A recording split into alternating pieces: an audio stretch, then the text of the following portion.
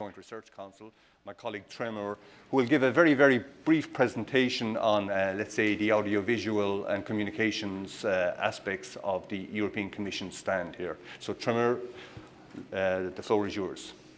Thank you. So I wanted to welcome you in the European Union Pavilion. I'm very pleased to have you here. So I just want you to explain a bit, very briefly, what we're doing in Expo Milano 2015. So this is the European Union Pavilion. It's an interinstitutional presence, as you may understand. So in that very room, there are so many events that are being organized during the 6 months of Expo. And this is the main reason why we wanted to be present, of course. We've got 200 events of scientific and political content.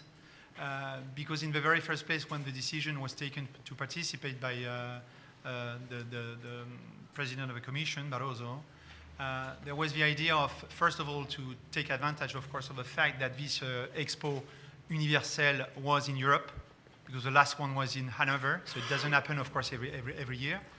And the second thing is that we wanted to see that Expo not like an event that takes place for 6 months, but a platform that gives the possibility for people, and for us, of course, to open a dialogue, a debate on food safety and food security, which is obviously absolutely a crucial theme.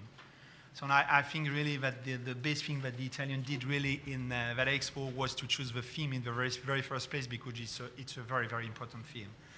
So then we came up with a project, which is that pavilion, which is the second pillar that explains a bit our participation, which is the communication aspect. And here we wanted to do something that was, in the very first place, targeting young people.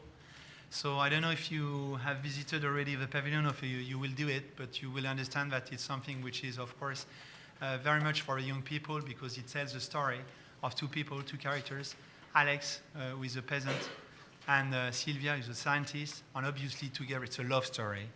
And together they will show how their strength in unity, they will overcome the challenges that they've got to face, and they will show how, as I said before, their strength in unity, but as well how, when you combine tradition and science, you are perhaps in the very best place and a better place to face the challenges you have, which is precisely what we will have to do for the global food challenge. And then the third pillar is the B2B program we have, which is a full B2B program, when, of course, food industry is the first one or the second one, depending on the calculation you make of Europe. So this is why, I mean, we're very happy of what's being done during these 6 months, and hopefully it will bring a lot of good things for Europe.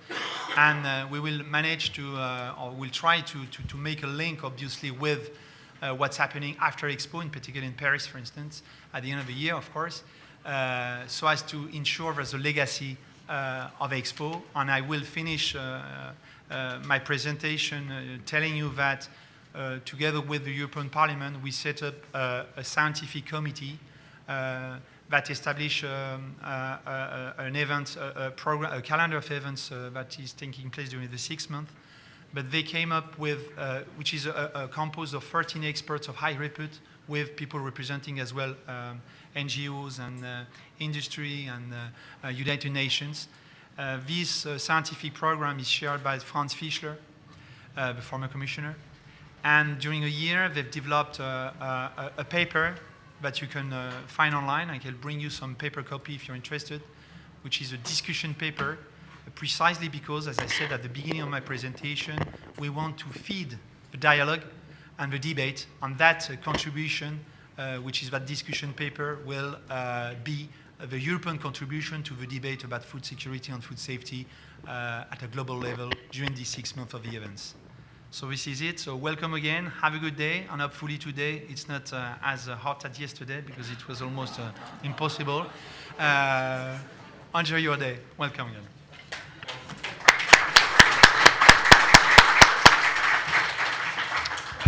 Thank you, Tremor, and we look forward to, let's say, the opportunity to actually formally visit the European Union stand later this afternoon.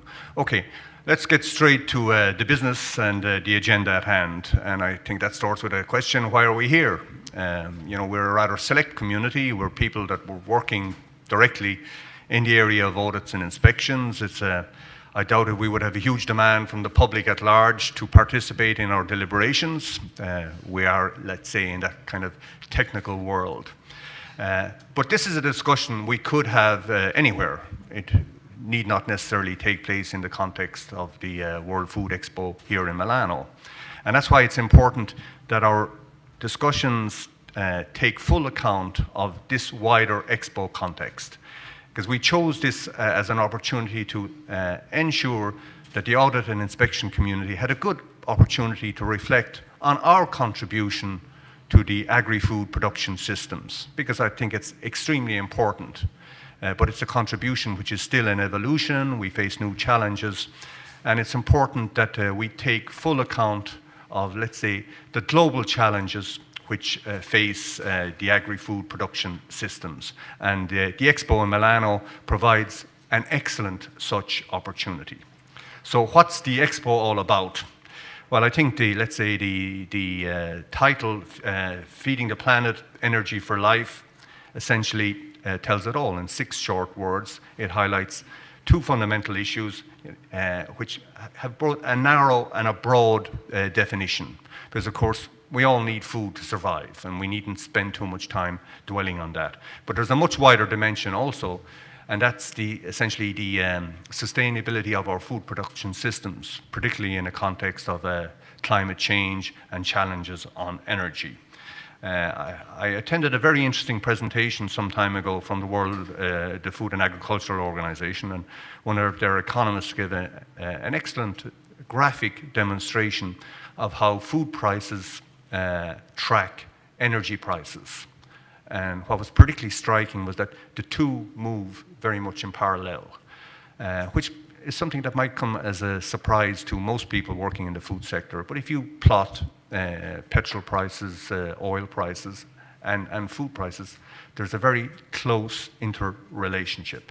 And that's essentially this broad definition that I speak of. One of the striking facts I take from the Expo myself is one of the exhibitions, which is just a short distance from here, where they highlighted that between 19 and 29% of the CO2 emissions have their origins in the agri-food production sector. Now that's a very wide, let's say, range, 19 to 29. But even if you take the lower figure, it's still extremely substantial.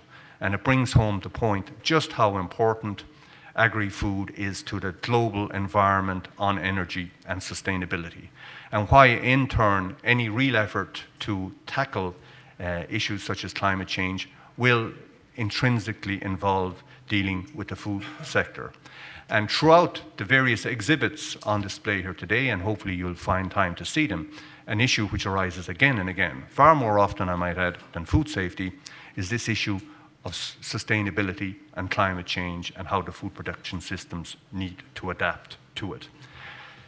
Moving on, I think it's also notable the scale of the Expo itself. It is truly enormous. It doesn't help, of course, that it takes place in a sort of 35-degree heat, but it really is physically a huge project. And again, that highlights the sheer importance and sensitivity of the food sector. Because if you think of other sectors of the economy, and I take as an example cars, automobiles, people are always associated with the Geneva Motor Show. Or if you're in the business of consumer electronics, you think of the Las Vegas show in January of each year. Both events attracting literally tens of thousands of exhibitors and the general public.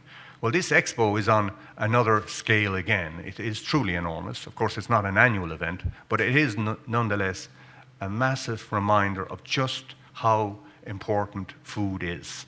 And for that alone, it serves a real purpose. So from my own experience, the day I spent yesterday visiting the various exhibits, I take a few lessons from the Expo. And one is the success of our food production systems in general. They have been truly successful. if you look at history and the evolution of the human population, basically we have been enormously good at increasing food production, and that in turn has enabled our populations to grow. I'm not going to give a lecture on economics, but there is an entire branch of economics, Malthusian economics, which basically foresaw that food production productivity would not keep pace with population growth, and that famine is and was therefore inevitable. Well, we've proven over the last 150 years or so that that is not the case. We have managed to increase food production enormously, and that in turn has allowed our population to grow exponentially. And that has, let's say, certain issues itself in relation to sustainability, but we'll come back to that. But this in turn has also led to very important societal changes. The world population was once almost exclusively agrarian, where we spent our lives looking for food. Now the vast majority of us work in entirely non-food related areas. And in turn, that's witnessed or seen a massive shift in population from the countryside to cities. And more than half the world population now live in urban areas. And again, that trend has been facilitated by the sheer productivity of our agricultural production systems. The structure of our labour force has changed enormously. Most of us, as I say, now work in services, public administration, rather than agriculture. And citizens' relationship with agriculture and food has also changed enormously. Most citizens, basically, their only relationship with food now is when they go to a supermarket or a restaurant. They never actually have any exposure to how it is farmed or produced. And that carries certain drawbacks. The relationship between food and culture has also shifted. And again, it's striking from the huge number of exhibits here, just how seriously our citizens, and I speak of world citizens, take food. Each and every national exhibit here are literally bursting with pride on the uniqueness of their own particular food production. Whether it's Afghanistan, which is the first in the list of national exhibitors, or Zimbabwe, which is the last. You know, each and every one basically highlights what is truly unique about their food and why they take such great pride in it. And this diversity is one of the strengths of our food production systems. Another striking issue that emerges from the Expo is the trade dimension. Because all these exhibitors are not only taking the opportunity to highlight what is unique about their food, but they're also using this Expo as an opportunity to market their food and why it can and should have access to world markets. Because of course, this presents trade and economic opportunities. And that's one of, let's say, the issues which emerges from the Expo. The extent to which we can seize the opportunity, or exhibitors can seize the opportunity to basically increase exports and to developing countries in particular. Now, I won't hide for one moment, and neither does the Expo, that there are certain negative aspects associated with this huge success of our agri-food production systems. There are quite a number of exhibits from civil society, and they, let's say, raise in a very transparent manner the challenges we face on sustainability, the issues that I raised earlier in terms of the enormous energy inputs which take place into our agri-food production systems, the very significant waste, and this is one of the exhibits here in the EU stand. There's a factoid which highlights that almost 1/3 of the food produced in the world is actually wasted. Issues related to diet and nutrition, and you'll see them throughout the various exhibits, that essentially in many cases such has been our success that we're now a society of plenty rather than scarcity. And this is reflected in problems with nutrition and obesity. And that we face a challenge in how we adapt our agri-food production systems to, let's say, take greater account of diet and nutrition. And again, another factor you'll see throughout the various exhibits is, let's say, the cost of our intensive food production systems in areas, for example, such as animal welfare. So again, the Expo does a very good job in highlighting the externalities and costs associated with our systems. Another striking feature for me, and this is where we start moving into the area of the subject matter of this particular workshop, audit and inspection, is the virtual absence of references to safety. And here I speak of safety in its broadest term: food safety, animal health, plant health. It's virtually, you won't find it. There is a subtext in the World Expo title that speaks of basically the objective of producing healthy and safe food. But other than that, you'll have to work hard to find any mention of safety. And now that can be seen as a worry for people like us, i.e. that our work isn't acknowledged or even highlighted. Personally, I see it as a strength, because essentially the message I take from that is that safety is a given. Nobody disputes that food is and must be and will have to continue to be safe. But what it tends to hide, of course, is the huge work that has taken place to ensure that food is indeed safe and can be accepted as a given. And that's where we now move into the area of our particular workshop, the role we play in ensuring that it's safe. Because I suppose success has many authors, but I'm convinced that what we do in the area of audit and inspection is one of the key contributors to the success of the agri-food production systems, and in particular, the success in ensuring that food is safe. Because the success of these systems in general, it's not an accident. It took an awful lot of effort. And one of the key contributory factors in this success is the very sophisticated regulatory frameworks we have in place, both at national level and at international level, to ensure that food is safe. We have very strong legislation in the whole area of controls, and that in general includes sophisticated audit and inspection systems. Of course, it will vary from one member state to another, one economic bloc to another, but I think it's an accepted fact that any successful food production system has to include a very strong element of controls and oversight, including through audits and inspections. Because the very factors that give rise to the success of our food production systems involved certain risks. Our systems now involve a very high level of energy inputs, be they fertilizers, plant protection products, veterinary drugs, additives, etc., etc. And while each and every one was highly innovative and successful in their own right, part of that success was that they could be safely used, and our systems were very important in that respect. And audit and inspection systems are essentially what I would describe as the glue that holds this entire system together, because legislation per se will not succeed unless it's respected. And in turn, it will not be respected unless there are dedicated, professional and highly trained officials who are out there in the field carrying out checks, audits and inspections to ensure that controls are being implemented on the ground. And that's essentially the work that we are collectively engaged in. Now, in terms of our actual discussions, it's structured essentially as follows. You will have all received a background paper, a short 4-page note that's essentially just, let's say, to provide some ammunition for the discussions. We have 4 panels. We try to keep it simple. The first will focus on the role and purpose of audits, because we can't assume that everybody accepts the logic of the need for audits and inspections, even though I think in this particular community it would be rather controversial to argue that this is a waste of time and resources, but nonetheless, some people need convincing.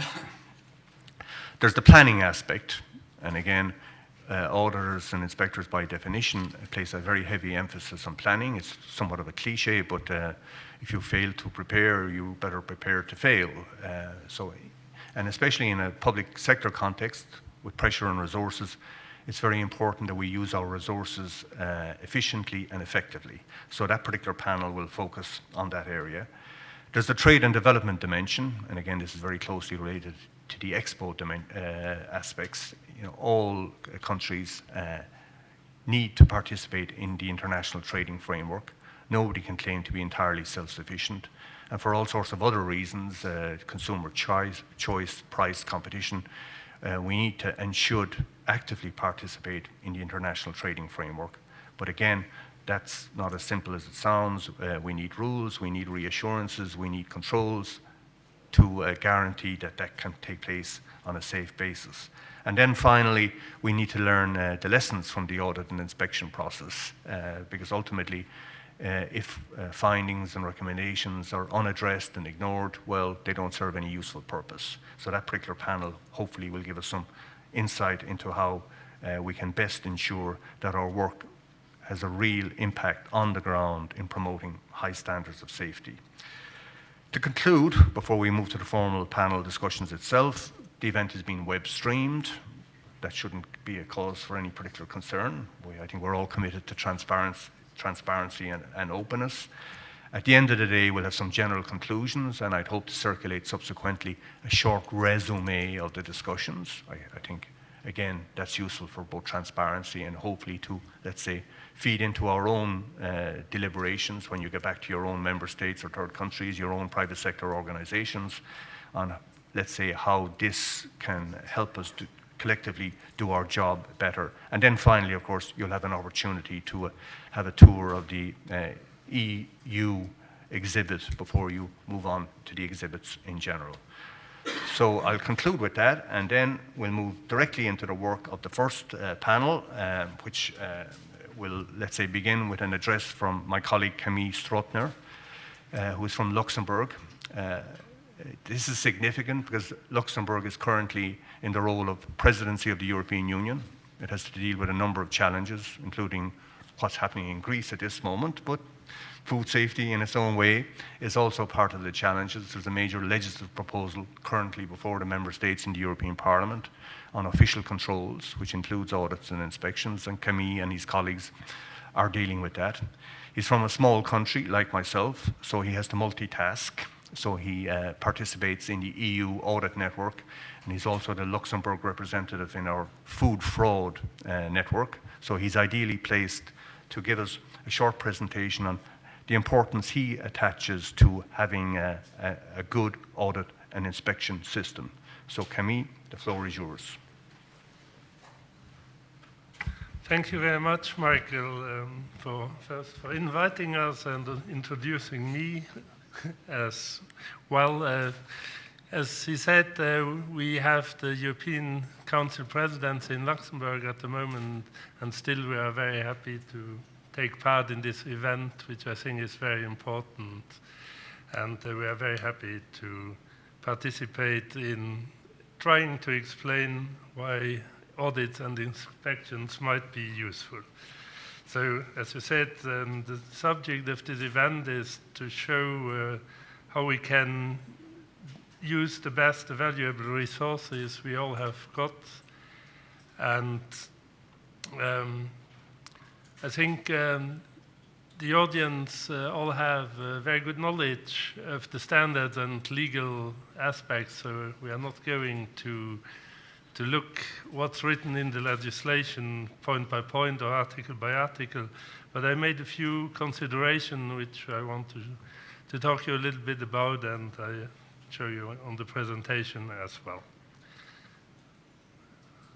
So first is that audit and inspections concern different levels in Europe. So we have the European level where the Food and Veterinary Office makes audits and inspections of member states and also of other countries who want to import to Europe.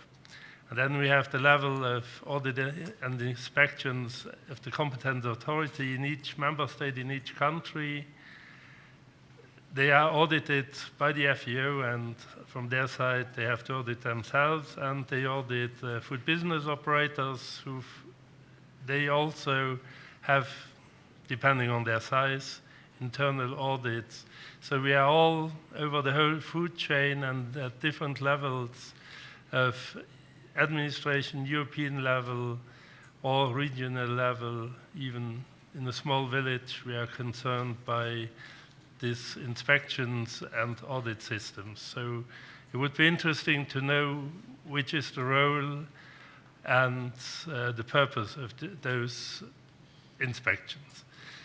So first, what are we doing during an audit or an inspection? It's to assess the compliance to standards or to the procedures we set ourselves as a food business operator, as a governmental official control authority, or as European Union, as a control body of the European Union or administration. And then we assess also the application of best practices. So not everything is written in a paragraph in the law, but we have best practices as well in the way we do audits, we do inspections, and we have best practices on how to produce food and feed in Europe at every level. And then one of the main subjects we assessed as competent authorities in a member state is to look for the effective and efficient implementation of legislation, and the Food and Veterinary Office also does this in each member state to check if we really implemented the legislation and if it's effective and if we do it in an efficient way. We assess if there's an harmonized approach between the different actors. So if we have different sectors who produce food or competent authorities who do official control, we try to check during an audit if we have the same approach, because we want to do it all over Europe in the same way. So it's very important to have the FEO, European level audits, to see if we are able to reach in this framework, in this regulatory framework which we have set and which we are reviewing as well, because we review the 178 of 2002, the General Food Law. We look for it if it's still fit for purpose, and we are reviewing the 882, which tells us by which means and which conditions we have, modalities we have to respect when we do our controls and audits in Europe. And then another role is to assess if food business operators, competent authorities, and even at European level, we have adequate training and learning plans, because we move on, as Michael said, the production of different foods, the knowledge and the technologies are going on so quickly. We always find new technologies to do better food quicker. And so it's very important that the people who do audits and inspections and the people who are responsible for quality management system in the production, that they have adequate training and learning plans and that they effectively do it. So which are the goals? I think one of the most important goals of an inspection and an audit as well is to give the legal safety for the auditees. So everybody, food business operators, competent authorities, try to implement, to put into place procedures to guarantee the respect and the quality of the respect of legislation and the quality of food. But okay, we do this on our own, some people working together, and in some point we need the confirmation that what we put into place is more or less compliant to and obtains the goals which we wanted to have. So I think that an inspection and an audit, even for a member state audited by the Food and Veterinary Office, it gives you satisfaction, because most of the time they can tell you that you complied with many of the rules, and they give you a few recommendations to tell you where you can do it better, or when you even forgot something, or perhaps for another reason which I want to come back to in the next slide. And then those recommendations help us to improve the implementation in the food safety systems, but it also gives an overview of existing food safety systems. So we can, thanks to audits and inspections, check and get data on how we manage to implement the legislation and how we are guaranteeing that the result, which is safe food, is really that we achieve this result. And then those data can be used for different subjects, for example, to review legislation. And then, which is very important, is to communicate the results from those audits to the most largest audience, politicians at each level, to the heads of units, to the heads of companies, to the decision makers. Because the findings of the result of those audits and inspections are very important, because they give us hints or even evidence where the procedures, standards, safety systems or legislation can be improved or better applied. So the audit is not there just to have a result and to give recommendations, but it gives us really help. The findings and consultations give us help and information on how to improve up to the legislation. So it's an instrument, audit and inspections, an instrument to reach continuous improvement.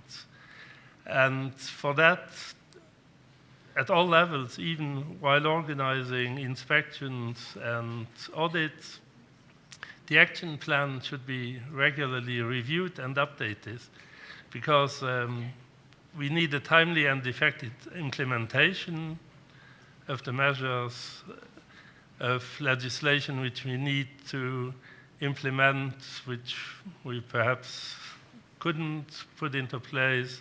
We had problems because of political non-priorities to implement legislation for food safety. And we should check the effectiveness in practice through quality review results and other measures of quality, audit quality. And of course, there's a need for new initiatives, and that's what the Food and Veterinary Office do. They always have new ideas for auditing domains, and which we forgot or not forgot, and which were not a priority, but you have always to take new initiatives, because earlier tentatives you made or findings you had in your audit may have become less effective over the time.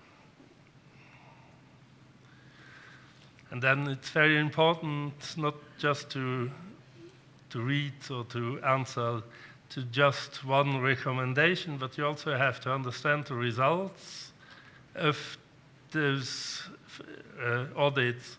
And then if there are redundant findings, you need to take actions to identify and address the underlying root causes of those quality issues which were identified during the audits and inspections.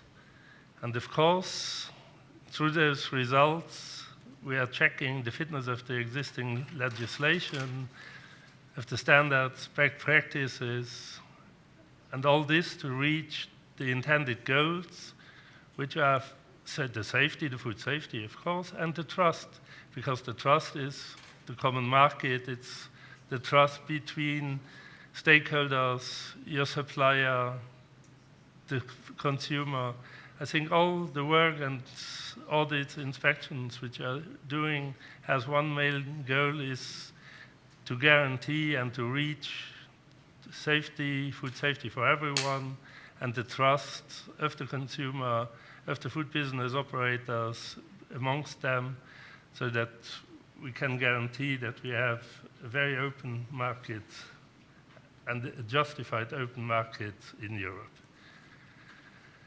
And then, of course, you need to review your staff structures for audit and inspections, whether changes are needed to ensure the auditing body has access to resources with appropriate experience and expertise, because the audits are getting more complex all the time, and we have different subjects which we were not so fit in the past. And so it's very important to make, at our level, at European level, and even the food business operators, a regular review of the structures you have in staff. So this is it. Thank you very much. And I guess you will have the occasion, the opportunity to ask questions to me and to the members of the panel. Thank you.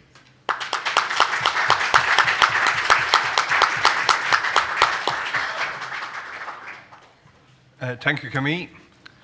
There we have a good presentation from the horse's mouth on why we basically need audit and inspection systems.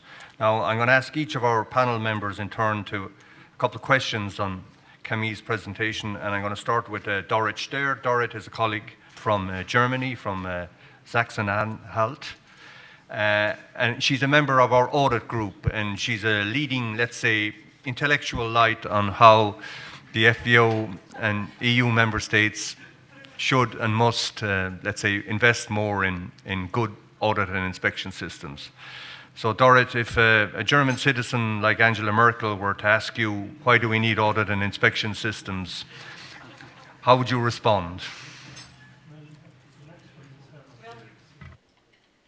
Thank you, Michael. Well, I really can't speak after your words now. I don't want to say anything in respect of Angela Merkel. So my field of competence is just internal auditing and competent authorities. And I think it was quite a breathtaking revolution when we started with the regulation 882, because we didn't have quality management systems in the competent authorities. And so we started with internal auditing, but today I won't miss it. It's really a big step forward, because we use the results of the internal audits just for continual improvement of the systems. And we saw that in the FBOs. They work on the same international standards, like 9001. And so they know the internal audits, like Camille told us, or the audits done by the competent authorities. And now the competent authorities have their audits on themselves, but for continual improvement. I think that is really a revolution, and I won't miss it. Okay, well, you're not finished yet, so no time to relax. It would be wonderful if everybody embraced this, let's say, new concept of audit, and I think by and large most have, but nonetheless, there are obstacles. And what, in your experience, is the single biggest obstacle to ensuring that people engage fully with audits?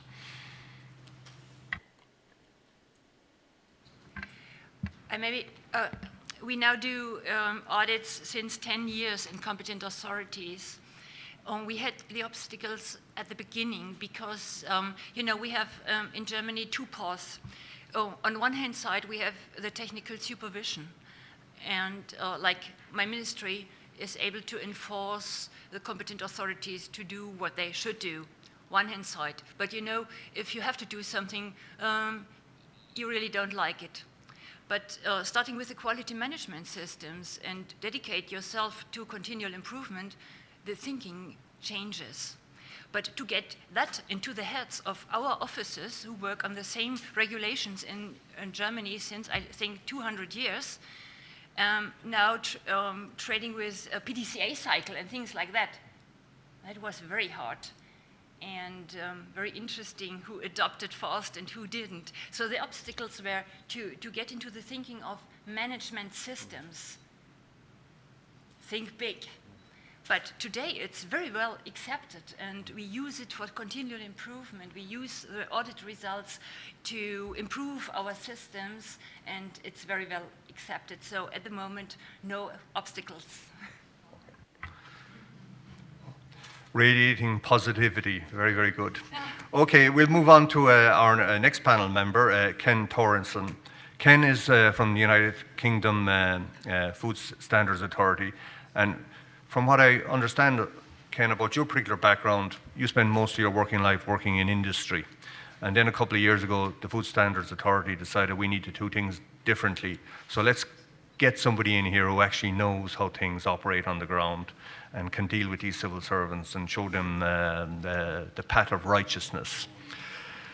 So in you came, and by all accounts, you've fundamentally revised the FSA approach towards audit. So what would you describe as, let's say, the single biggest innovation you brought to your new approach?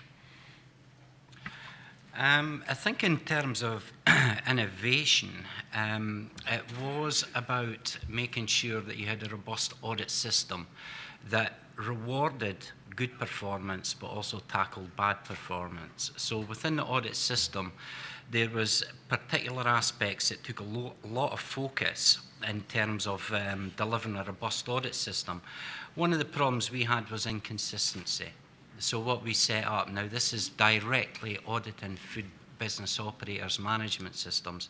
What was set up firstly was an independent audit team. Instead of having approximately 300 veterinarians auditing premises, we took it right down nationally to 18. Much more tight, much more robust, much more in control. And obviously in terms of qualification and the credibility of the auditor, that was a #1 priority in making sure that everybody was bought into the system.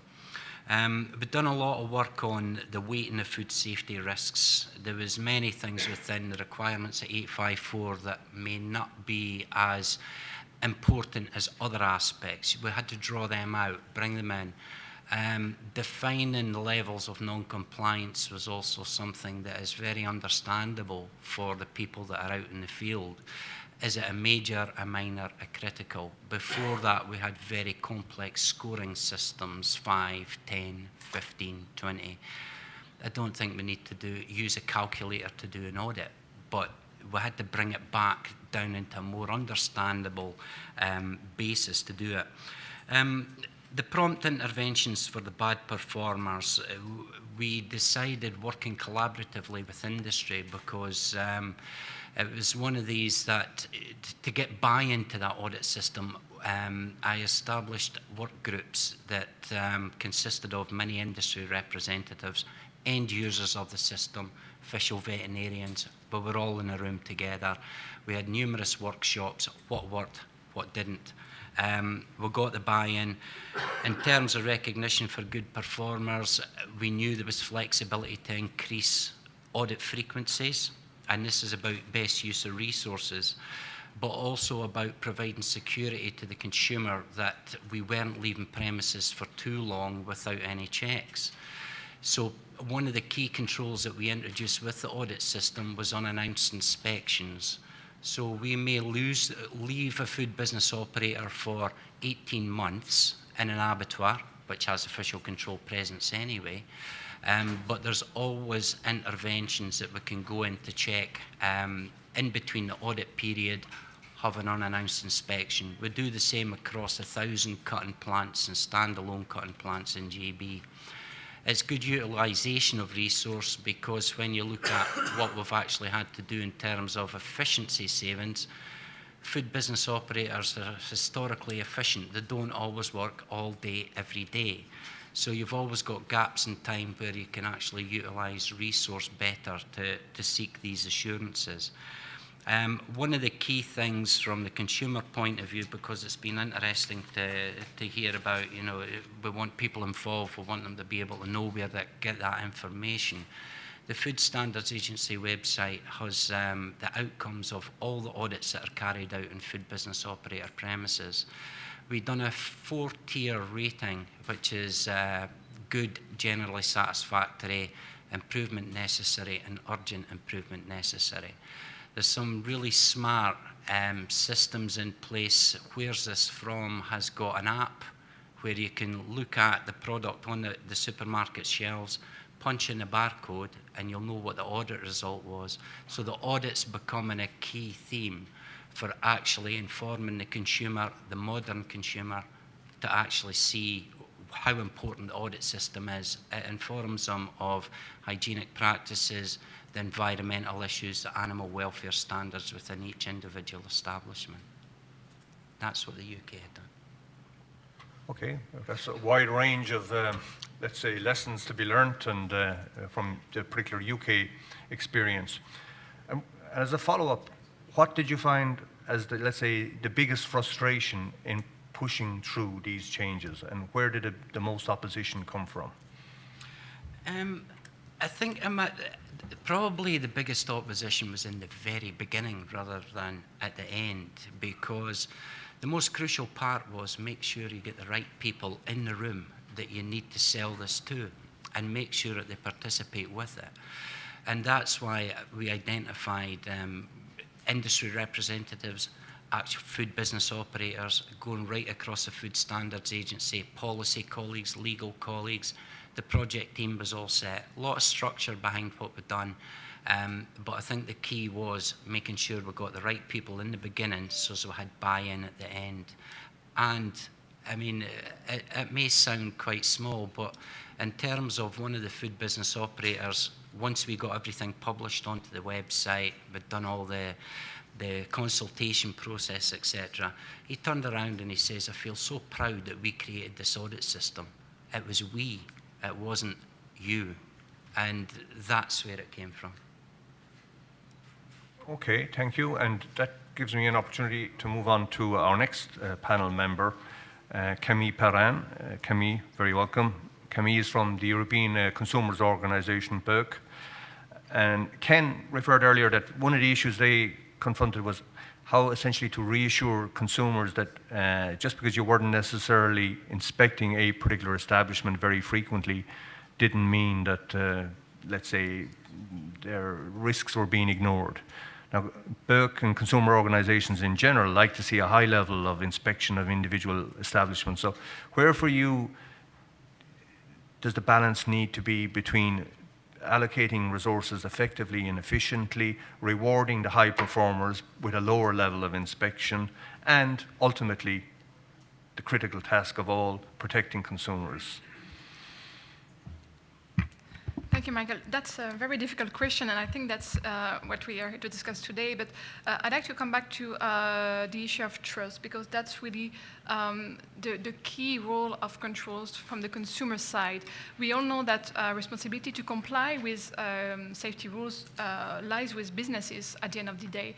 But consumers need to be able to rely on an effective system of enforcement that will make sure that it is the case. We know that some businesses are riskier than others, some are more responsible than others.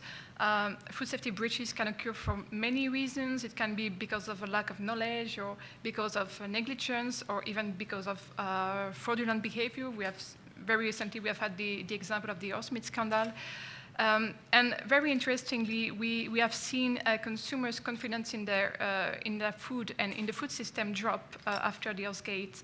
Our members in the UK did a survey last year in September, in September last year, and the results were really striking. They found that consumer confidence in the industry had dropped by a quarter, and they also found that consumer overall trust in the safety of food had dropped as compared to where it was before the horse meat scandal.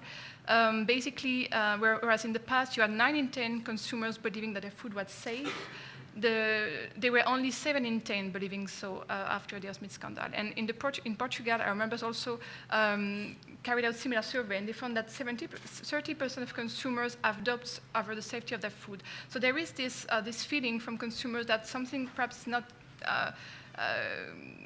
things might go wrong, so they need reassurance from authorities that somebody is controlling what businesses are doing.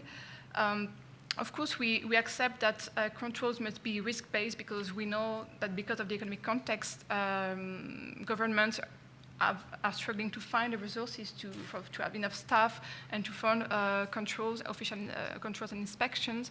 But we need to make sure that those businesses which present the higher risk are inspected the most, and we also should try to put in place a system that reward the best performers. But at the same time, I think I totally subscribe to the what the UK colleague explained. It's not because perhaps less risky business will be audited less that they should be left without any controls for several years in a row. We need to complement a risk-based approach with unanticipated inspection so that there is still this, let's say, this prospect in the air of an inspection that can serve as an incentive for business to comply with the rules. Thank you, and I think we would all agree that you always need to maintain this element of unannounced and inspections to complement, let's say, risk-based controls. That goes without saying.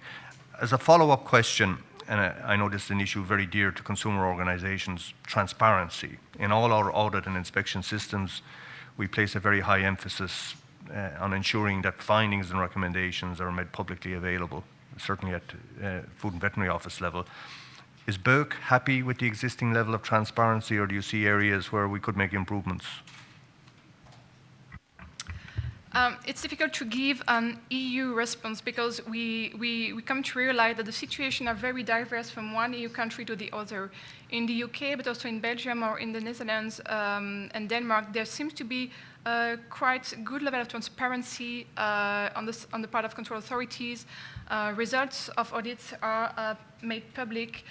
In several member states, you have these food hygiene rating schemes in place, whereby consumers can check when they eat out, for instance, the level of compliance of the business with food safety rules, but it does not exist in all countries. So we see that there is this unlevel information given to consumers.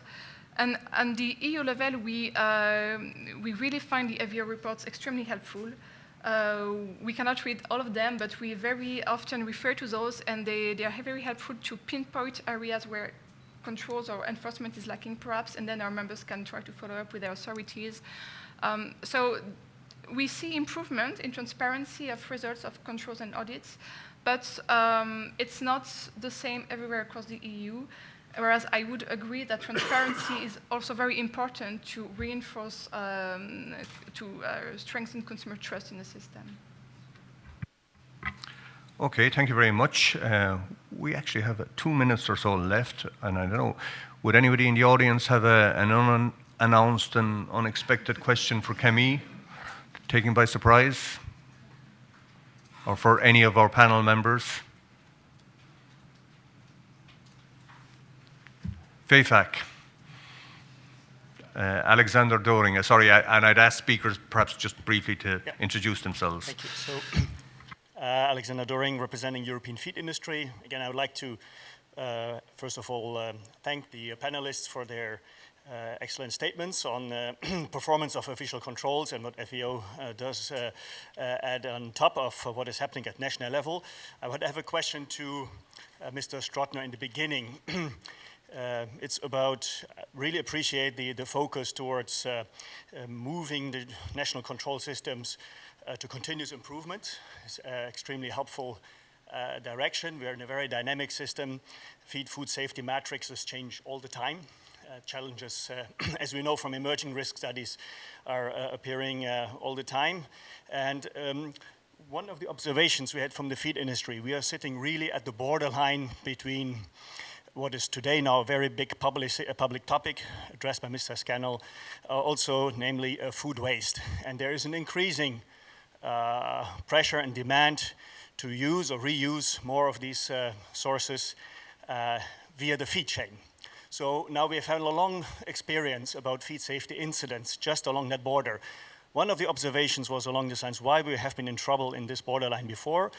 Not to go back to legislation, there's certainly still gray zones there, but when it comes to official controls, we usually find a lack of cooperation or information exchange between the environmental control and the feed and food safety control. Maybe you can share some of your experience or your ideas, especially under the review of official food and food control, how to maybe increase the scope of, let's say, the radar systems, if we may call it, looking beyond just feed and food safety, in particular towards environmental legislation and controls.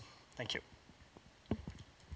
Okay, thank you. Thank you, Michael. I think you wanted a question for Camille. I don't know which one, Camille Perrin or Camille Strottner, so it got me.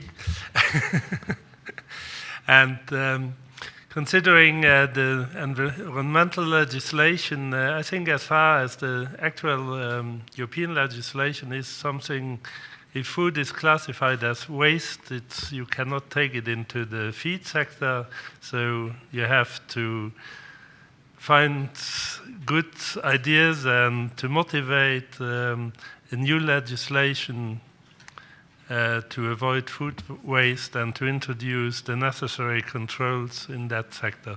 So at the moment, if someone has classified food as a waste, it's not possible to use it again in the feed chain. And I guess, of course, the traceability here is very important too. We see that it might be a sector where the fraud is very interesting because you can reclassify even meat waste or whatever to something else, feed or food. It depends how fraudulent you are.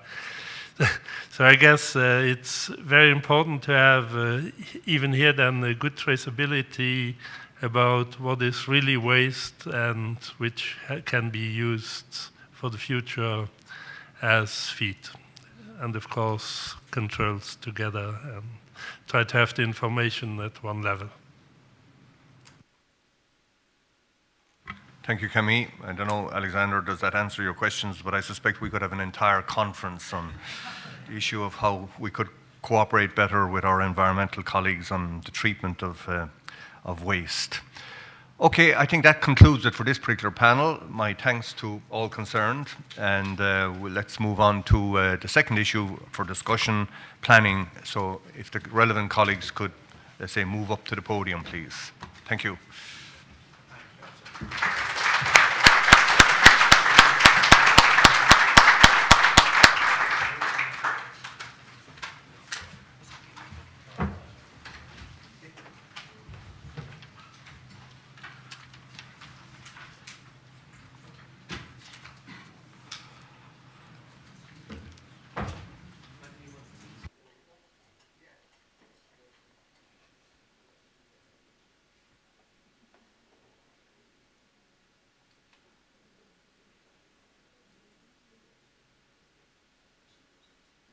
Herman, yeah, you're in the middle. Sorry, wherever you're comfortable.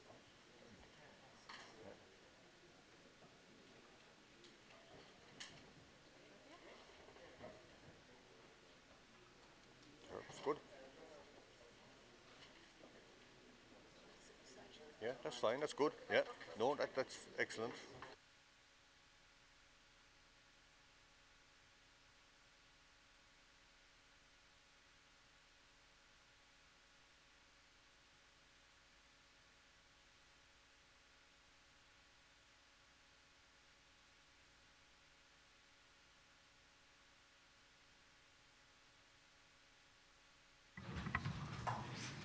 Okay, everybody's, let's say, taking their place or whatever, gives me an opportunity to have a very brief introduction of, let's say, our panel speaker, Herman Dirks. Herman is very well known to me. He's the head of the Belgian Food Safety Agency. He's worked closely in a European context for the past 15 years or so. And I think if you're looking for an example of an innovative agency at European level, Belgium is a very good example. They have been to the forefront in driving real change and a real audit and inspection-based system. It probably has its origins, and Herman won't thank me for reminding you of this, in the dioxin crisis of 1999, which created the political momentum in Belgium to really change things. There's nothing like a crisis to energize people and to, let's say, drive political change, and Herman and colleagues seized the opportunity to put in place a truly revolutionary system.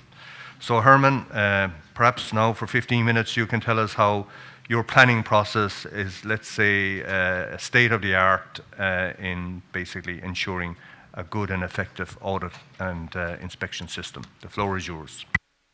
Thank you very much, Michael. Well, To be honest, I'll try to forget the dioxin crisis, so I never mention it in my presentations, but there's always someone other who is doing it. So, my presentation will be a brief explanation of how we are planning our audit programs. And since we are on the border between internal audits and the audits and inspections of food business operators, I've tried to combine them both in my approach. So what I'll try to do is to explain how, within the framework of our multi-annual national control plan, we program inspections, we program analyses, and we program our internal audits. I will begin with the programming of inspections. It's a system which is based on a multi-annual basis. And we are trying to determine inspection frequencies for each individual. It's not an error, it's feed and food business operators. Since in the invitation you wanted to talk about the link between private systems and the way in which official controls are organized, I would like to highlight one of the aspects which is in the analyses, and that's the reason why I took it with me in this overview. So, as you have said, we are a relatively new organization. We were an organization which was composed of different services which had all their different way of organizing inspections. And so one of the first things we did was to put that all apart and to try and develop a new methodology to program inspections and audits. And we have here the general principles. First of all, it's a top-down approach. It's not up to the inspector or to decide where and what to inspect. It's centrally managed, and it uses a methodological and systematic approach. One of the advantages we have in Belgium, and I don't know if it's in a lot of other member states, that is that we can tap into a database of all existing businesses. And this helps us identify and register all of the business which are in our field of competence. And then we enrich that database with our own data on the activities foods and feed operators are executing. In our methodology, we try to link risks with activities. But we also try to take into account independently certified self-checking systems and the results of previous inspections. Evidently, this is only a theoretical approach if you don't combine it with the human resources available, which means that in some cases we have to take an iterative approach where we are looking at the models we make and then compare it what we have available of human resources, and then we try to find out the most optimal mix. Okay. First of all, step one is determining basic frequencies. And frequencies of inspection or audit are the frequencies at which a food or feed business operator will be inspected. The first thing we did was to try to determine relatively risks of the activities.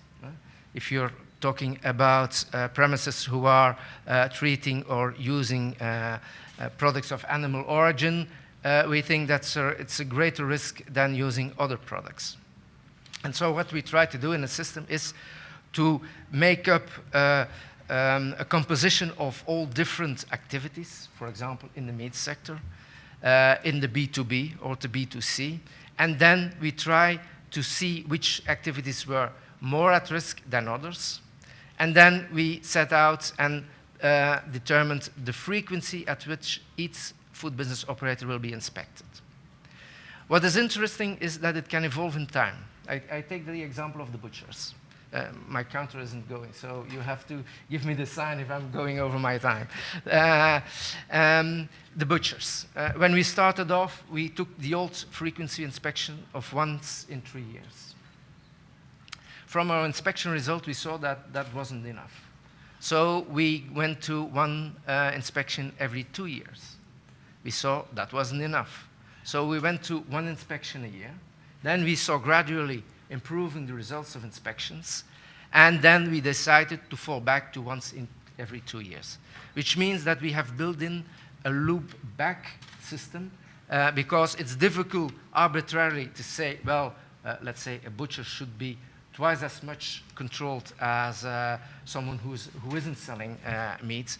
But we try to see if the frequencies we have determined have the desired effects. Second point was that we determined what scopes, for example, self-checking, hygiene, infrastructure, but that's more in detail. And then we calculated the time needed for the total volume of inspections. Since we know very well which are the operators and which activities they have, we can calculate it, and then we modulate in function of the resources available. And I think any system which doesn't take into account the resources available is a very theoretical approach with no effect in the fields. Once we have determined frequencies per sector or activity, we are going to modulate it within an activity. And this means that, for example, for processing of foods of animal origin, food and feeds, we have determined 3 frequencies for one activity. We have a reduced frequency, that's for the good performance, that's a little bit like our UK colleague said. We have a basic frequency, and those who are bad performing, we have determined a more raised frequency. In other sectors of activity, we only work with 2 frequencies, a reduced or a basic, but we have implemented a follow-up inspection program because we wanted to be sure that even if we have inspected a food business operator, he is not well performing, he has to take corrective action, we do a new inspection, but we then again foresee that for a percentage of those operators, we will go and inspect again, not with the basic frequency, but earlier, to be sure that the measures taken are durable. When we have inspections, the official inspections on the other hand, and the self-checking systems, because we rely heavily on the fact that food business operators have a self-checking system, how can we get them to work together? First of all, we have developed, together with the representatives of the different sectors, self-checking guides, which are a tool to operators to implement self-checking. Next to that, we have implemented a system where those self-checking systems based on a guide can be validated by an independent church, and that will have its influence on the rate of official inspections. We take also into account sanctions and previous controls, but this means that if an operator has himself done a supplementary action and has implemented self-checking systems which are validated, then we go and inspect less. But we don't want to discard them completely. We do go, although it is with a lesser inspection, and we take into account if we have taken in the past sanctions or if previous controls gave non-conformities. And this altogether gives the profile of the FBO, which will determine his individual frequency. So this is an overview. A profile of an operator is most of all influenced by the fact that he has or not a validated self-checking system. We take into account the result of previous inspections in the same amount that we take into account sanctions taken on that operator. To be objective and to be very transparent, all of our inspections are based on checklists, which are then completed, left with the operator so he can have a very good image on what non-conformities he has to work. The sampling is somewhat aside, but there also we have tried to implement a methodological and systematic approach, and there also it's a top-down approach. In our sampling program, we try to differentiate between different goals. I won't go into the detail. But there also, we try to have a statistical approach, taking into account the severity of adverse effects, the occurrence of hazards, and the contribution of the population to the exposure. Also there, we always check if we have the resources available to manage such a program, such a sampling program. This is simply an example of how we are trying to combine data on operators, data on products, data on the dangers we are looking, and then we define, and in all transparency to the consumers, with what control level we are controlling them, and with what confidence level. And there again, we have tried to see if we cannot try to find a synergy between what official controls do, or official samplings, and what operators do. And what we've seen, that there is a lot of sampling and checking done within food and feed business operators and within their self-checking system. So we have implemented what we are calling sectoral sampling plans, in which the sector itself organizes it with its operators and sets up a sampling plan, and that sampling plan has an influence of our official sampling. So what we are doing is trying to combine the efforts of the food and feed business operators with those of the official controls, but that's on a controlled basis. The methodology of the sectoral sampling plan has to be approved by our scientific committee. It should be done with independent sampling, and laboratories participating in the sectoral sampling plan have to participate in ring tests. And what happens is, an example are heavy metals, mycotoxins, or pesticide residues, that if there is a sectoral sampling plan, if we have access to that data, we will reduce our own samplings in our planning. In the end, as a third point, I would like to say that we have applied the same philosophy in developing our audit program. As you know, an audit program has to be systematic, it has to be transparent, and that is really the key question: how can we cover each relevant area in a time basis of 5 years? And for that, we have tried to develop two universes. Audit universe, which is concerning the processes, all of our internal processes, and the universe of the food business operators. I will put it all on the screen. So what we are trying to do is look into the universes of processes based on 8 criteria, which processes are the most important, to try and to manage the universe of FBO sectors, where we have 5 criteria, to see if an FBO sector is really important to be audited by the internal audits. And we try to combine the universes of processes with the universe of the food business sectors. We give weight to our criteria, and this enables us to sort the subjects of our internal audits. And in effect, we are trying to use every criteria available to see what are the subjects which are most important for our internal audit. And so we try to set up a system which allows us to cover all processes, to cover all food business operators, but with an emphasis of those who are really important. So thank you for the possibility to explain briefly, very briefly, our approach to planning audits as well in the food business as in our own organization.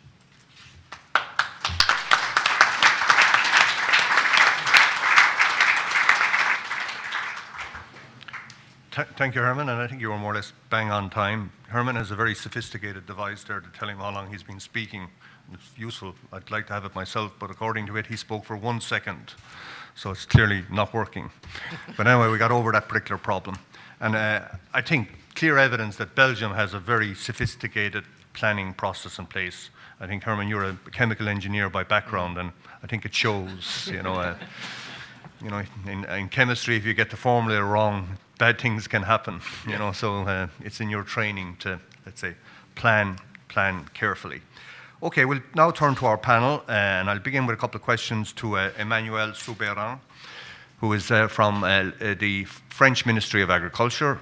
France, the last time I checked the statistics, which to be fair was a few years ago, was the largest food exporter in the world, there or thereabouts with the United States. Very demanding consumers. The last time they got very unhappy with food safety and quality, they had a revolution. Fortunately, it was 200 years ago. But I think lessons were learned. But Emmanuel, in your efforts to put in place an audit and inspection system, obviously you have a legacy. And in our area, I think in all our areas, the legacy is a very strong emphasis on animal products. You know, a lot of our work and effort is focused on abattoirs, slaughterhouses, cutting plants. Of course, as the food chain has evolved, and the challenges have become much more sophisticated. So perhaps you could tell us how in France you have adapted your planning system to take account, for example, of areas such as primary produce, plant health, etc., etc. Thank you. Thank you, Michael. Good morning to everybody.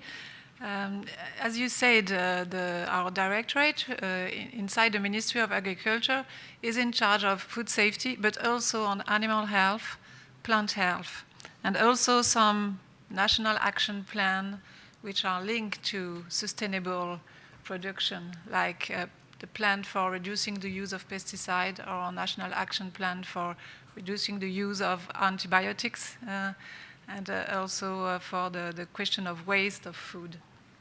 And in this context, we really believe in we think that audits are very interesting, and these audits, in fact, are not only required by the European legislation. We have the European regulation 882/2004, of course, required this audit, but we also have some more general rules, and we had a Prime Minister order in 2011 which applies to all the ministry in France, whatever the subject is, to put in place to internal audit. So internal audit is beginning to be something really common in everywhere, and for every risk, not only, of course, the food safety or the biological or chemical hazard in food. And the third thing is that we have put in place a quality management system that we have decided to implement in our directorate. First, we decided to implement this quality management system only on inspection process, and we have been accredited by on ISO 17020, and it was really this system was really on inspection. And then we decided a few years ago to broaden the scope of the quality assurance system to a management assurance system to all our activity, including, of course, plant health, animal health, and also producing legislation, surveillance of the country, which is more, as it has been said, processes approach. And in this respect, we also developed some guidelines, of course, on programmation, on inspection, and on audits. We have two kinds of, maybe I will more focus on audits. If you, we have two kinds of audits. First, we have audits which are decided by our local directors, because we have, in France, we have a central authority and then 123 different local seats, I don't know how to say. And so every director of this, every manager of this site has to a special procedure for planning, implementing, and following audits. When I think of audits, I'm thinking of internal audits, because I think that programmation of inspection is done by everybody for a long time. But audits is new,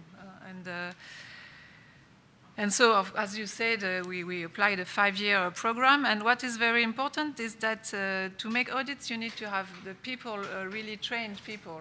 And so we have around 50 specialized auditor. They are registered on a specific list.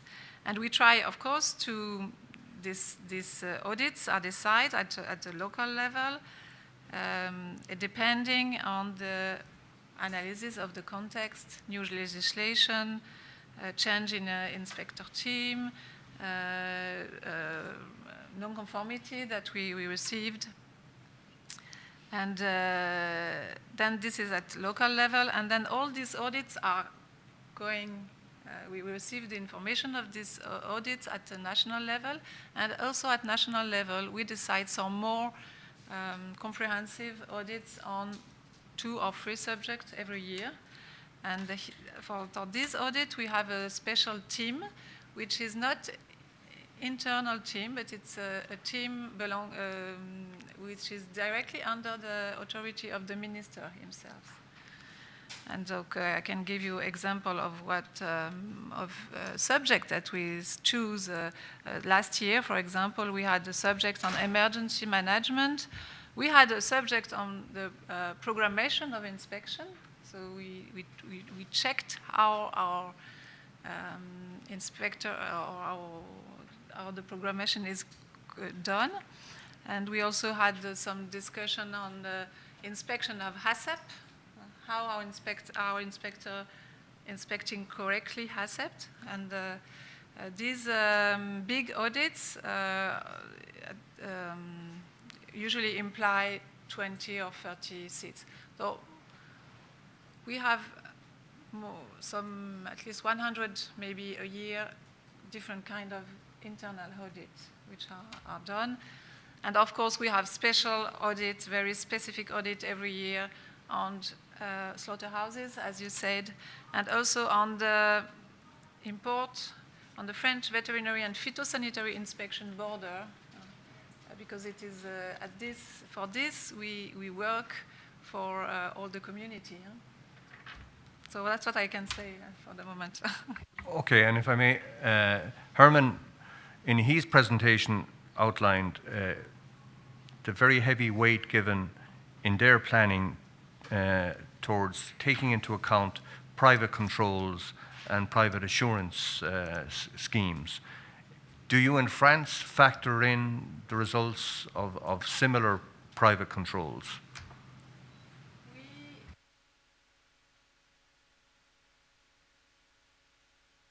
What is very important is we take care of the kind of the product, of course. It's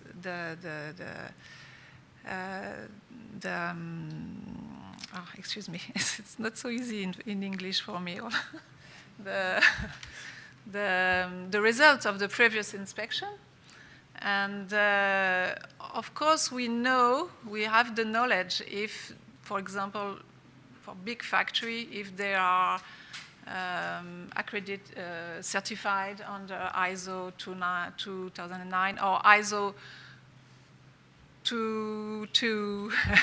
22,000, yes. And we are not, we are thinking about it. We are not completely doing it because we are doing a study to see if we can take care of this or not. Because we had the experience that for ISO 9000, that some industry which were on the ISO 9000 could have some important non-conformity sometimes. So that's why the ISO 22,000 is more focused on risk management, and so that we are now studying it to see if we could reduce the frequency of the inspection. Thank you, and I think underlying that, how we can in turn make better use of the public resources. Okay, I'll now move on to Brona Carton on my left. Brona is a colleague from the Food and Veterinary Office, and she's responsible for the planning process in our office. Now, Camille Strotner, in his earlier presentation, referred that the FEO has a bad habit of presenting new audit series from time to make life difficult for our member state colleagues and whatever. So maybe, I'm switching panels here now. How does the FEO in its planning process, let's say, target particular issues or topics, and are you happy that you get it right? Well, I guess for anyone involved in planning, what we're always seeking to do is to try and do the right audit series at the right time. So you're always looking to make sure that what the topics you're covering are relevant and reflect the priorities that the organization represents. So we have a balance in our program between, if you like, traditional areas where we go back on a frequency basis. But we always try to include in our audit program new areas so that we are exploring areas that we haven't looked at previously or looking at them from a different angle and trying to bring added value.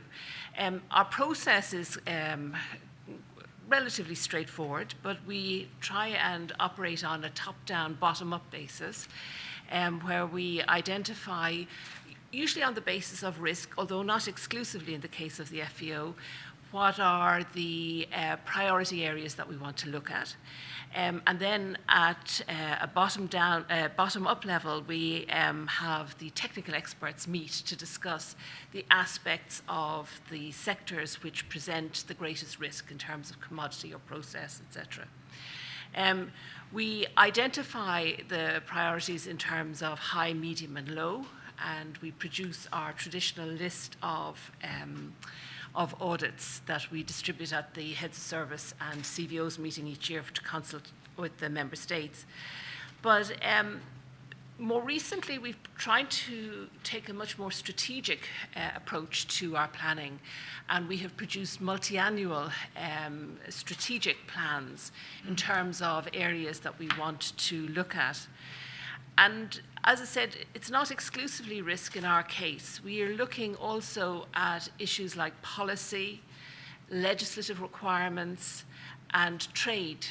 And in terms of policy, for example, we have included in the last 2 years, we've had a priority given to antimicrobial resistance, an audit series on that, and we've expanded it in the 2016 programme in our proposals that we've just circulated, because for the Commission, that's a policy priority, which we have to reflect in our work.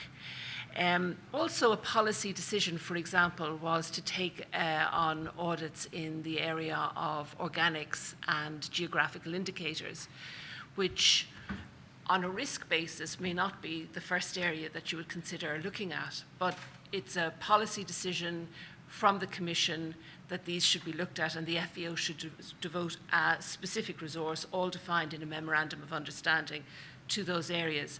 But there's also a trade dimension, which is when third countries apply for approval for listing, that the Commission will carry out audits prior to first listing.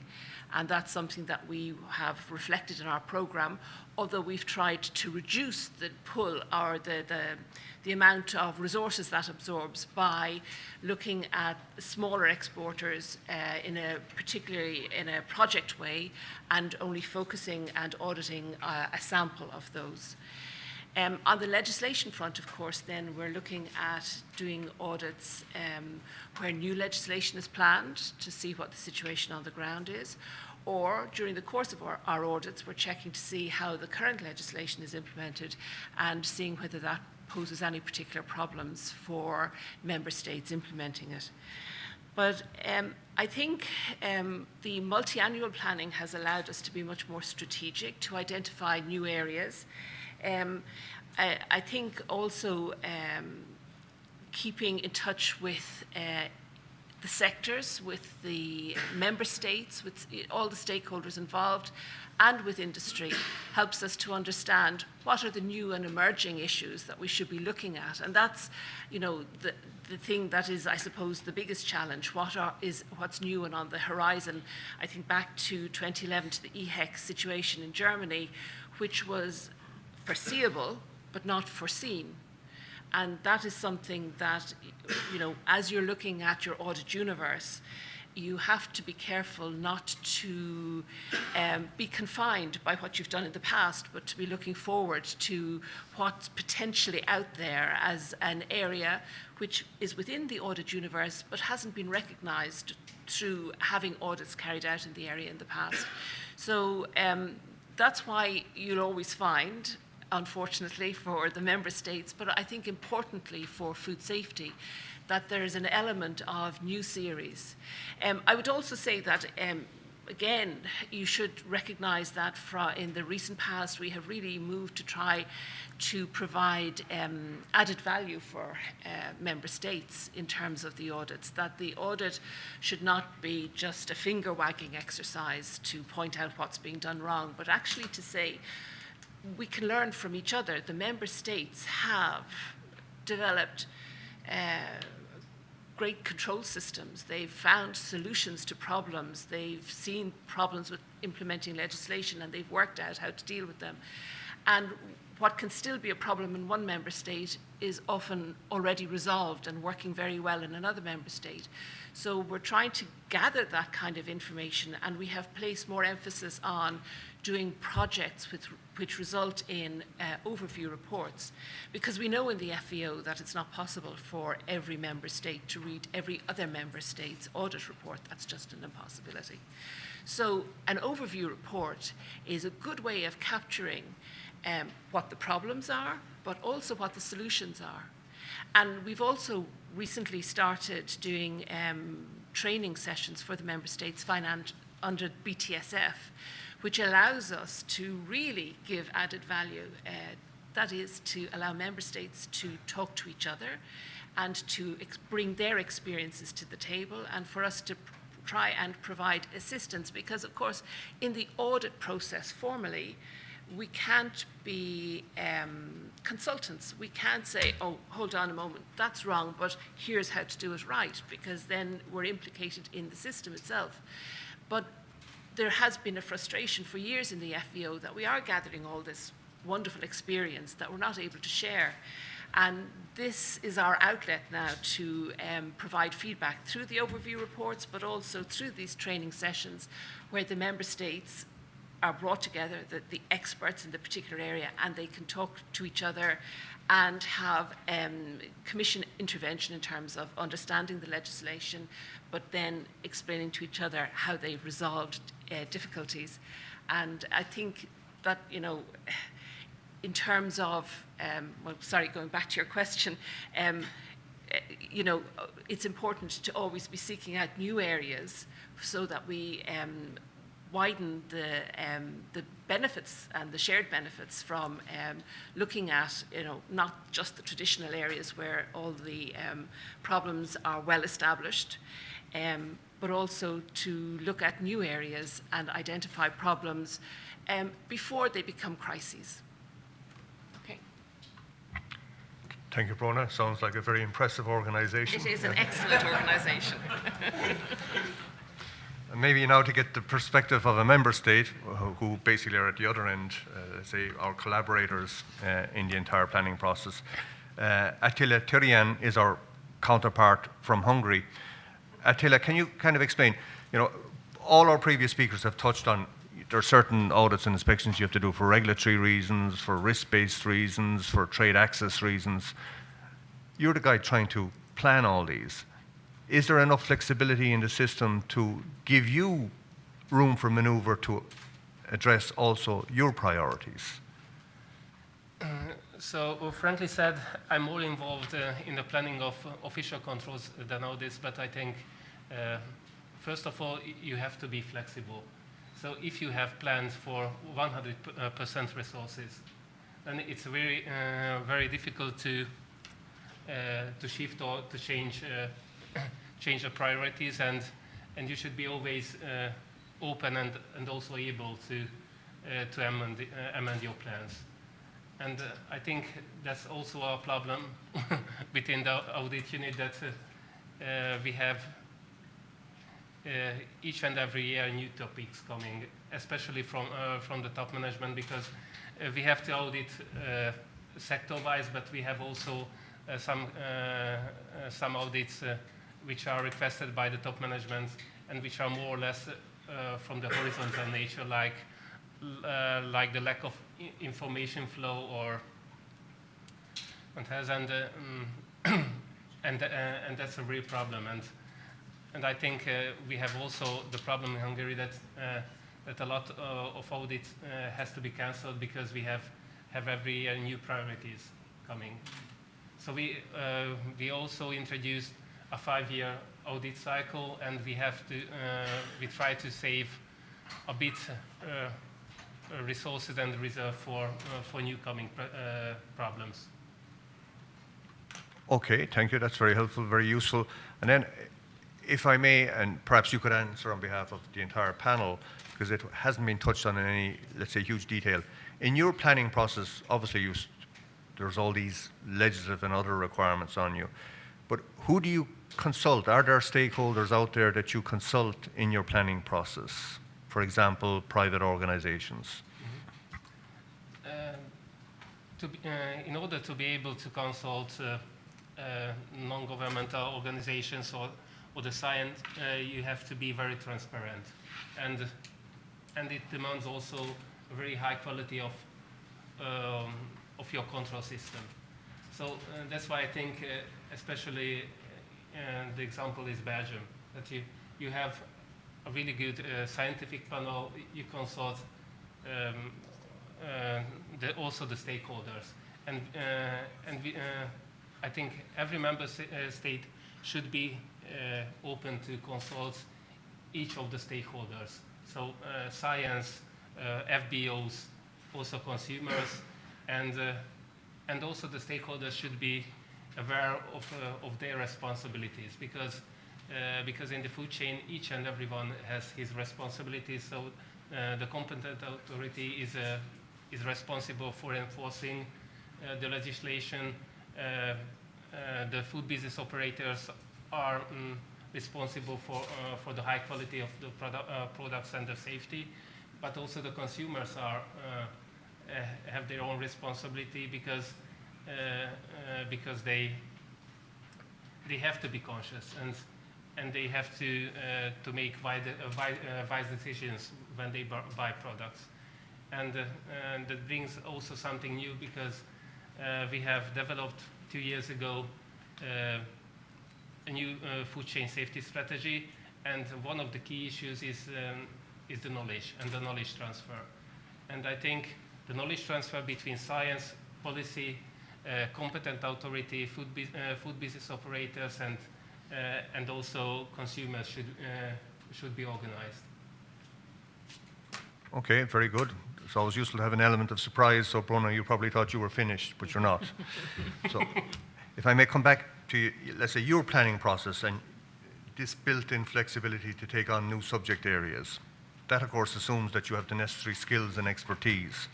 So how within the Food and Veterinary Office do you ensure that, for example, you have available to you highly trained people with the relevant competences to take on new subject areas? Well, I suppose the truth is we don't always. The reality is, of course, through your recruitment process, you try and make sure you have people with the right kind of skills for the profile that you're anticipating in terms of your audit program for the future. But for example, it's not within the area of this group, but we had to carry out audits in the area of medical devices starting in 2013, and we didn't have anyone with those skills. Of course, we have now recruited people. We've held competitions and recruited people. But what is important, if you want to have a flexible approach to your programming and your prioritization, and if you want to be able to react, you really need, yes, to recruit the right people, But when you have people who are capable of auditing, that you give them the necessary training, first of all, that they become good auditors, but also that they are able to transfer that skill to other areas. Through experience, through mobility, through trying generally to create a much more versatile workforce. We have traditionally in the FVO worked within quite a traditional commission structure, that is units which had sectors, each sector responsible for a different area. But within our projects that you will have seen in our multi-annual program for the last couple of years, we're trying to carry out audits that involve subject matters that straddle more than one sector or more than one unit. So we've carried out a project on HACCP. We've brought together people from across the office who are involved in looking at HACCP within their particular sectors. And they've had to come together, and it was quite a challenge to bring all the different sectoral approaches and look at the topic across all those sectors. Through desk work, but also through a short series of audits, and we've produced the HACCP report, as you've seen. But we're doing that more and more. We have in our multi-annual strategic plan, we have the first part of it is devoted to a number of cross-sectoral projects. Either because the topic straddles a number of sectors, or because you take a topic such as aquaculture or poultry meat and you look at it from all the different sectors which normally would look at it separately. So from animal health, maybe animal welfare, residues, public health, etc. And you try and bring all of those together. And by working together with colleagues on these projects, there's an interchange of experience, and we hope that this will provide us with a workforce which will be much more versatile and take on different topics than the structure in which we're organised would naturally expect them to carry out.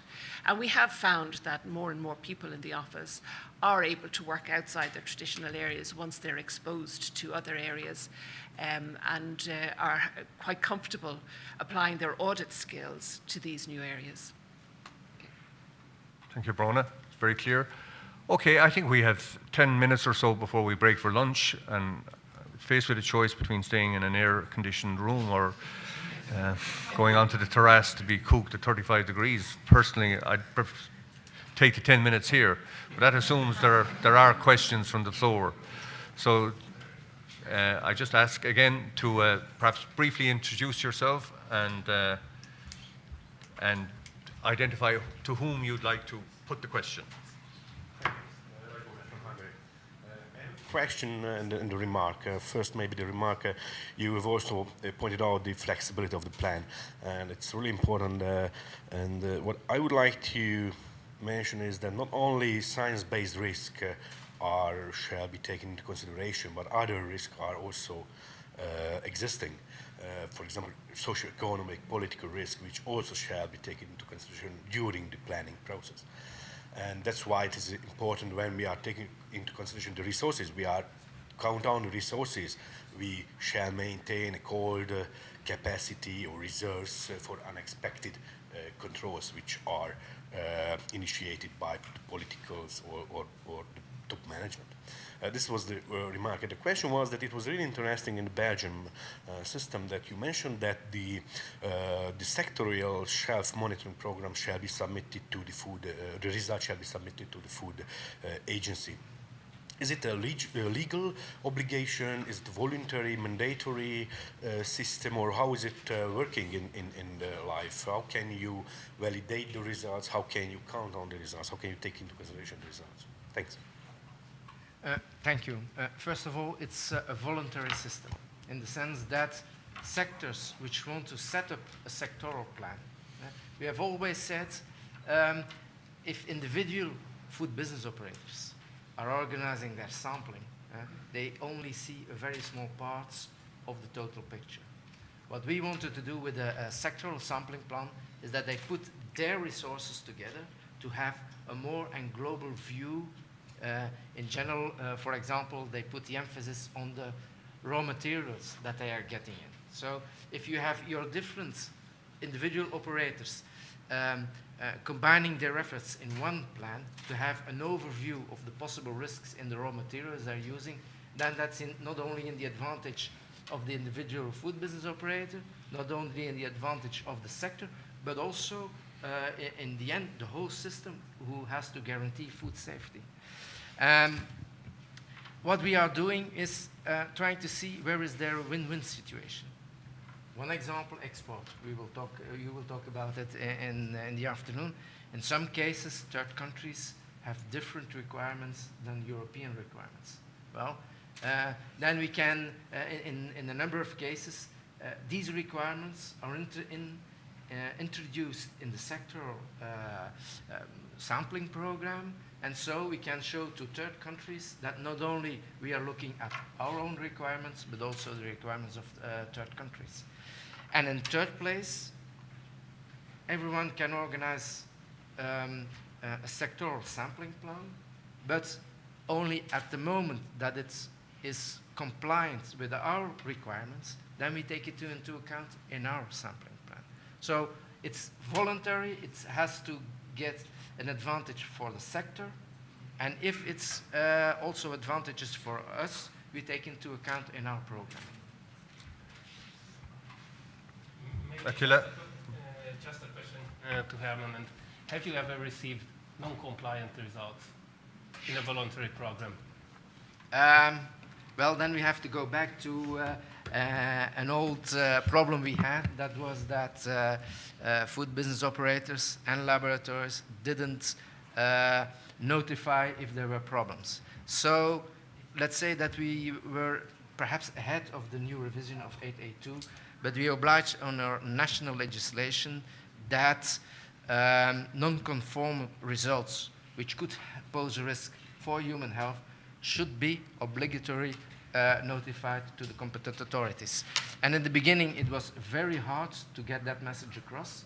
But in the end, if you are showing as a competent authority that you won't abuse, between brackets, those results, but you try to find a solution, then those obligation to notify is accepted even in the case of a sectoral sampling plan. We have had notifications of companies or the laboratories doing this, the analysis that in the case of that sample in the sampling plan, there was a problem and we could act as a competent authority.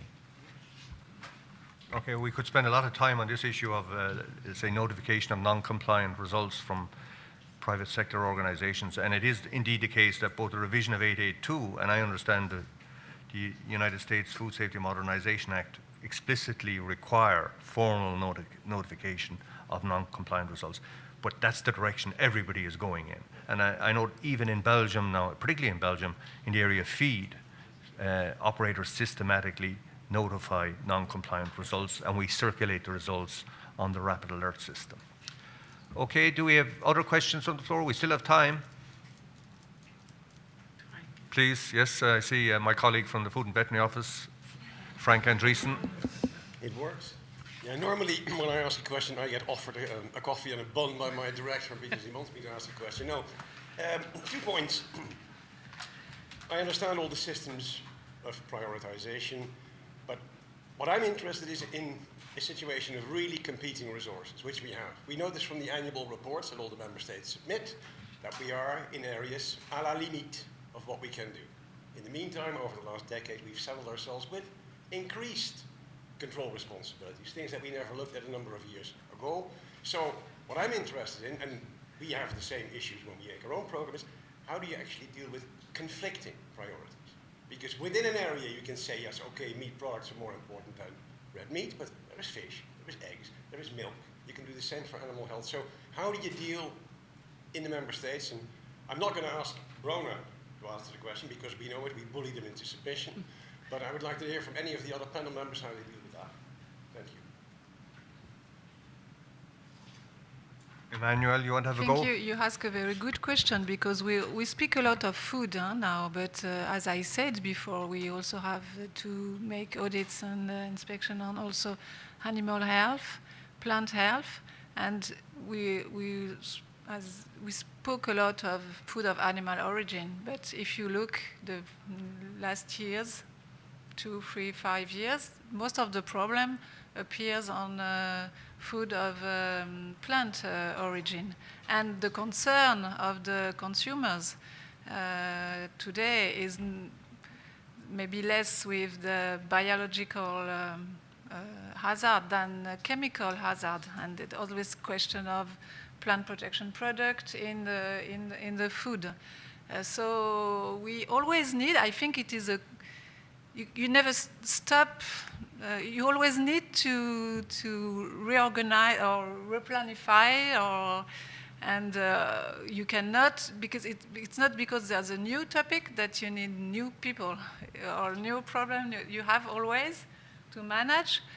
Of course, there is a limit, because if you have not enough people, you cannot work anymore. And we had this discussion in France, and like all the country, we try to reduce the civil servant. It's not, but at what times, sometimes we need to stop to reduce and to increase. And I'm very happy that for now 2 years and 1 year again, my director, Patrick de Haumont, succeeded in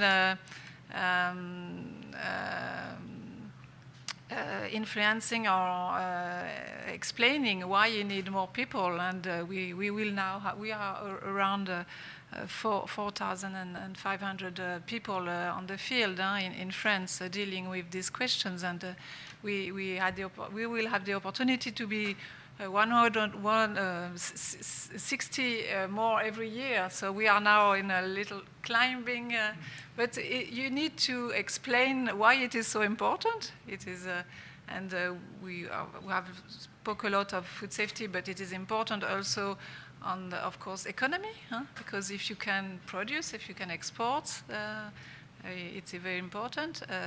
And the safety of the food you export is an